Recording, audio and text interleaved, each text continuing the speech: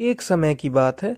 दो भाई साथ साथ रहते थे। बड़ा भाई बहुत ही विशाल शरीर का मालिक था, पर वह दिमाग से बड़ा कमजोर था।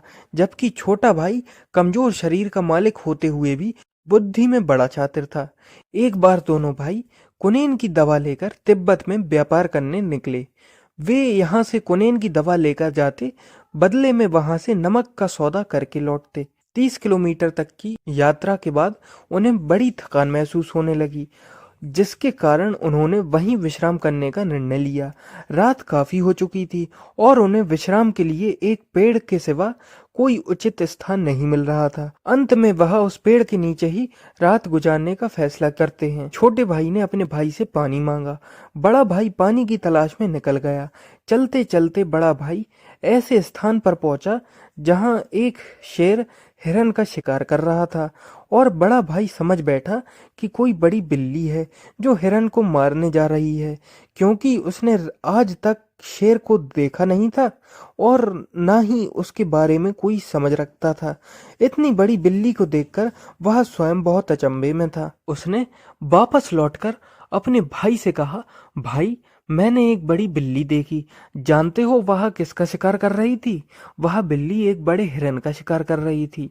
छोटे भाई को अपने बड़े भाई की बात सुनकर यकीन नहीं आया और जिज्ञासावश वह उस स्थान की ओर चल पड़ा। दोनों दौड़ते हुए उस बिल्ली को देखने उस स्थान पर पहुंचे, पर तब तक शेर वहां से जा चुका था। जब वे वहां पहुंचे, उन्होंने वहां केवल मृत हिरण को ही देखा।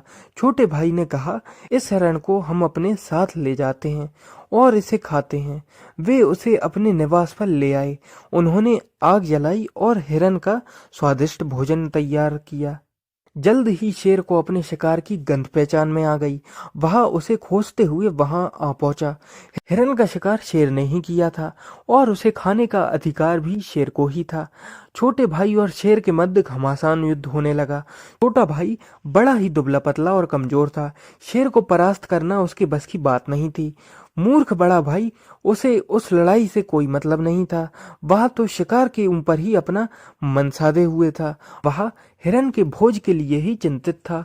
उसे किसी के हार जीत से मतलब नहीं था। वह खबरदार कर रहा था कि जो कोई भी मेरे मांस को गिराएगा, मैं उसे छोड़ूंगा नहीं। छोटे भाई में शेर को हरा पाने का सामर्थ्य नहीं था, और वह यह भी जानता था कि बाहुबल में शशक उसके बड़े भाई में शेर को परास्त करने की ताकत है, पर वह भोजन के सिवा कुछ सोच नहीं रहा है। छोटे भाई ने तुरंत उस भोजन को जमीन पर गिरा दिया।